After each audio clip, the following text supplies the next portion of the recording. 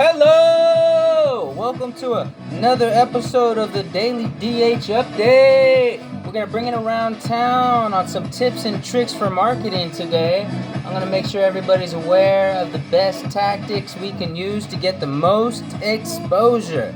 Now today what we're going to do is kind of a general outline of the best things that I believe you should be doing right now to help your marketing. Just generic, basic kind of stuff. Some of you might know, some of you might not know, and that's where you need to listen. First thing we're going to get into here today is paid ads. Why are paid ads good? Paid ads are extremely good. It depends on what you're selling. If we're talking about B2B, they might not be as profitable as B2C. Depends on how much your budget is. Also, social media paid ads might be better if it's for a consumer basis, such as a restaurant, versus maybe an inventory line or a large one singular sales type of object, like a $20,000 object, would probably be more suited towards Google ads. Biggest benefit of paid advertisement is the fact that it grows your audience. Let this be a focal point.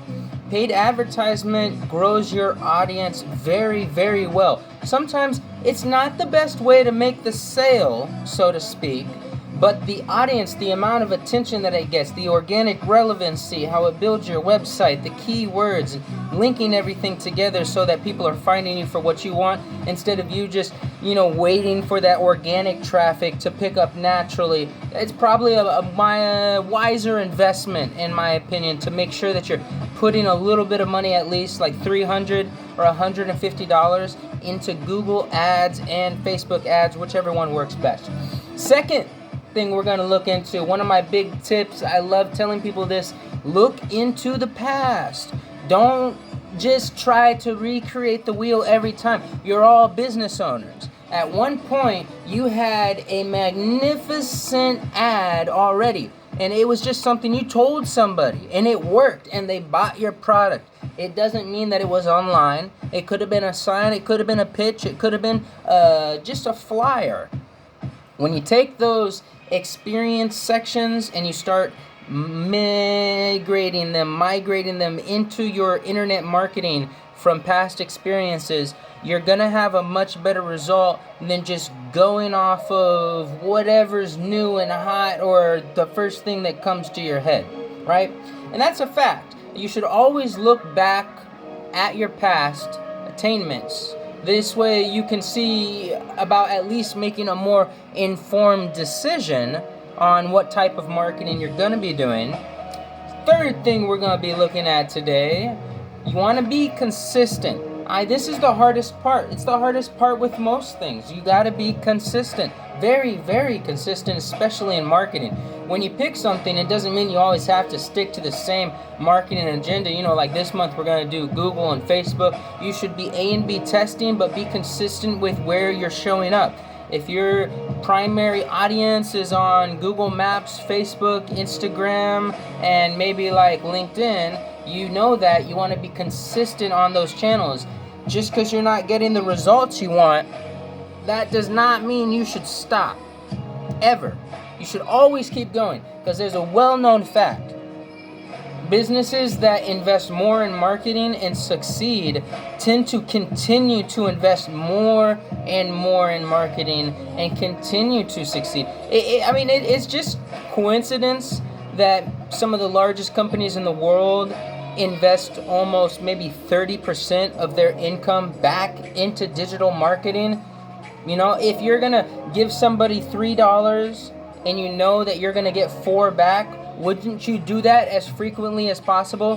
That's why you got to be consistent. You got to figure out how much money it takes to get one customer, and then you got to take that, multiply it, and figure out how much it's going to take for this marketing plan. But the consistency is how you're going to determine if that price point per acquisition you get is accurate or not. Number 4 that we're going to talk about, be on the ball with your experience. Nobody wants to go to a website and see it drop, stop, anything. You don't want to pause. Preferably you want it to load up within at least 2 to 3 seconds. That's the time frame that you want your website to show up. You don't want any gaps. Basic 5-page website, you should definitely have like the about section, the context section, the home page, the blog post, and I think, probably the services, obviously.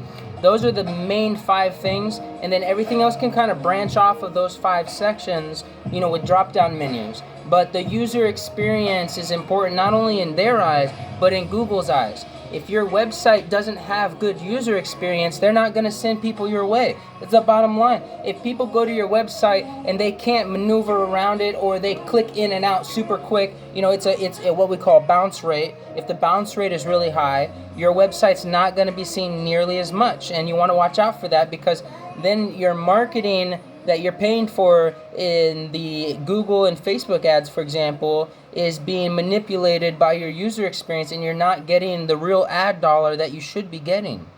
Number 5 that we're going to talk about, the most important thing in the world, the absolute biggest tip from DH Strategies that you could ever have, drum roll please, that's customer service.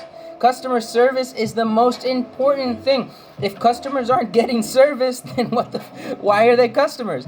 But look, customer service is not always thought of as a part of marketing though, but it is an integral part of the marketing. When somebody goes on your website, it's very, very, very important these days to have maybe some sort of automated system that's going to say, hello, how you doing? What can I help you with? Would you like to check out some of these parts, or do you have a question? It's really easy to set that up too. I can set that up in minutes on any website, on Google Maps, and you can even set it up on Facebook. This all enhances the customer service experience. Think about it like this.